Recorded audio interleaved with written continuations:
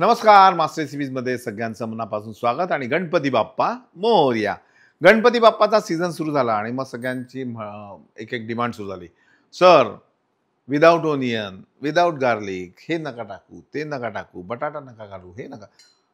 सगळ्यांच्या ज्या डिमांड्स आहेत त्या पूर्ण करण्याचा माझा नेहमी प्रयत्न असतो. आणि हे कसं असतं माहिती का, तुम्ही जर डिमांड केली तर पुरवठा होतो.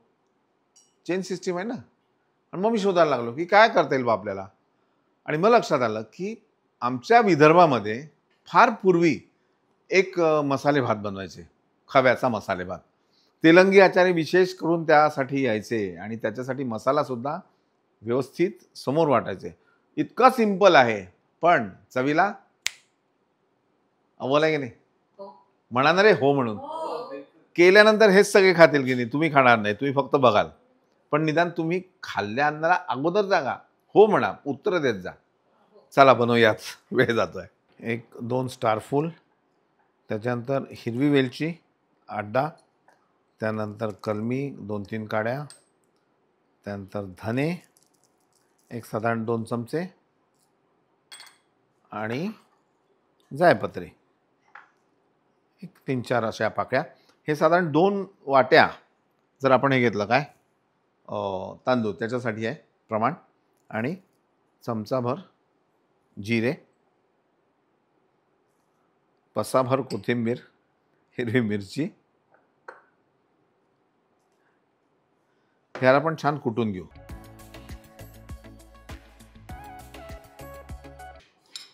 यामध्ये आपण हा खवा घेतोय साधारण 1 वाटी. यामध्ये कोथिंबीर, मीठ घालतोय,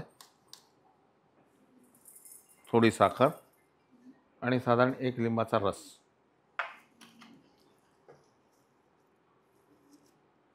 याला एकत्र करण्यापूर्वी यामध्ये आपल्याला चण्याच्या डाळीचं पीठ घालायचं आहे. साधारण 1-1.5-2 चमचे चण्याच्या डाळीचं पीठ. त्यानंतर थोडी हळद, तिखट. हे सगळं छान एकत्र करून घ्यायचं.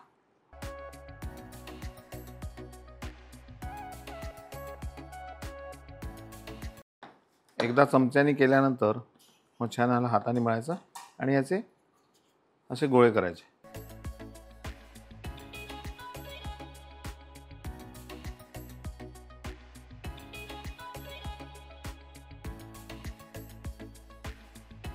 याला छान तळून घ्यायचं मंद आचेवर.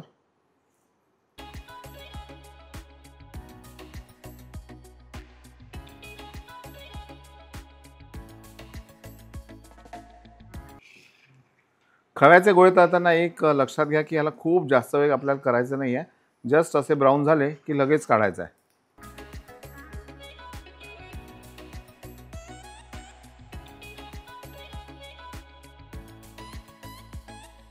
आणि हे सगळे खव्याचे गोळे आपण व्यवस्थित तळून घेऊ, थोडेसे असे ब्राउनिश.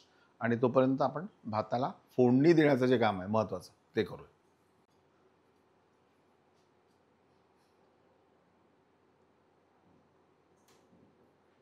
थोडं तेल. हा जो मसाला आपण वाटून ठेवला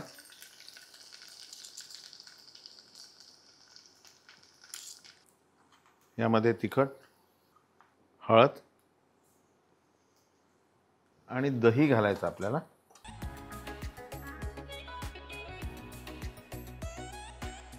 साधारण 2 वाट्या भात आहे तर अर्धी पाऊण वाटी दही, की तुमचं दही किती आंबट आहे हे बघून. नाही. आणि साधारण 15-20 मिनटं आधी धुवून भिजत ठेवलेला तांदूळ. 2 वाट्या तांदूळ आपण घेतोय.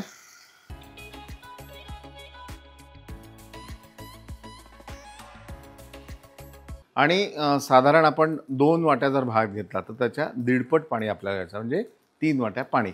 थोडं कमी जास्त एक अंदाज ठेवा. समजा तुम्हाला थोडा ओलसर हवा असेल भात तर मग 3.5 वाट्या पाणी तुम्ही घालू शकता. आपण पाणी ऑलरेडी गरम केलेलं आहे.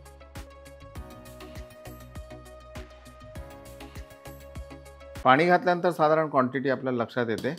आणि मग तमालपत्र, थोडी कोथिंबीर, चवीनुसार मीठ, थोडी साखर आणि नंतर याला छान एकत्र करून मंद आचेवर होऊ द्यायचं. मीठ आणि साखरेची एक टीप तुम्हाला देतो. कित्येक वेळा आपण बघतो पुलाव किंवा मसाले भात बनवताना की तयार झाल्यानंतर तो अळणी लागतो. त्याचं कारण हे असतं की जसं आपण तांदूळ घेतला, 1 वाटी जर तांदूळ घेतला तर तो तिप्पट होतो. आपण 1 वाटीच्या अंदाजाने त्याच्यामध्ये मीठ साखर घालतो आणि तिप्पट झाल्यावर तो अळणी होतो. हे सोपं कारण आहे. तर तुम्ही लक्षात ठेवा की तांदूळ, पाणी हे सगळं घातल्यानंतर जी क्वांटिटी होते त्याच्यामध्ये तुम्ही मीठ घाला आणि साधारण 1 किलोला 15 ग्राम मीठ आवश्यक आहे. लक्षात आलं? एकदा तांदूळाला उकळी आल्यानंतर यावर झाकण ठेवायचं आणि अगदी मंद आचेवर याला होऊ द्यायचं. एकदा आपला भात कुठपर्यंत आला तो पाहून घेऊ. आता हे जे पाणी असतं हे थंड करून यावेळी एकदा पिऊन पाहायचं की याच्यामध्ये मीठ किती आहे, साखर किती आहे, आंबटपणा बरोबर आहे का. परफेक्ट. हा खव्याचा मसाला भात बनवताना 2 प्रश्न आलेत. तर एक तर मसाल्यामध्ये दही का घातलं हा प्रश्न आला. तर त्याची एक वेगळीच चव लागते की मसाला परतताना आपण फोडणीमध्ये दही घातलं तर त्या दह्याचा आंबटपणा तर एक भाग आहे, पण फोडणीबरोबर भाजताना जो चव येते ती त्या पूर्ण भाताला लागते. आणि हे सगळं आम्हाला आमच्या तेलंगी पद्धतीचं जेवण बनवणाऱ्या आचार्यांनी शिकवलं, जे खास तेलंगणामधून इकडे आलेले होते. आणि दुसरा एक प्रकार की यामध्ये जेव्हा हा गोळा भातासारखा तुम्हाला वाटत असेल, पण गोळा भात हा भात शिजवताना गोळा त्याच्यात घालतात, कारण गोळा त्याच्याबरोबर शिजला पाहिजे. हा गोळा खव्याचा आहे, हा शिजायला नको, हा शिजलेलाच आहे ऑलरेडी. म्हणून सगळा भात झाल्यानंतर घालायचा, खालतीवरती करून सर्व करायचं.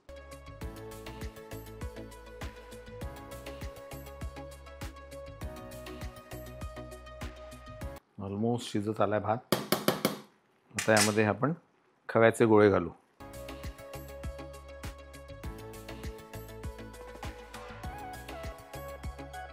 खव्याचे गोळे घातल्यावर खूप त्याला खालीवर असं करायचं नाही, जस्ट एक ते त्याच्याबरोबर रमले पाहिजेत भाताबरोबर, त्यांची मित्रता झाली पाहिजे, त्यांची दोस्ती झाली पाहिजे. एक 5 मिनटं झाकून ठेवू आणि सर्विंगची तयारी करू.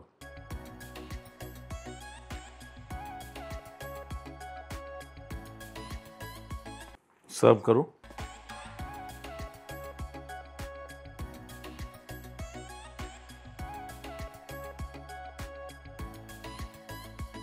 आणि यावर छान साजूक तूप. क्या बात है.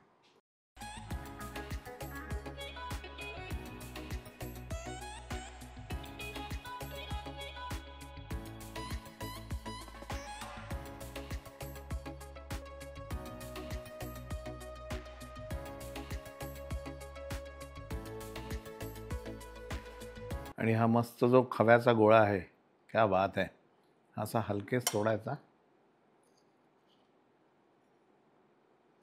बघता काय, शामिल व्हा.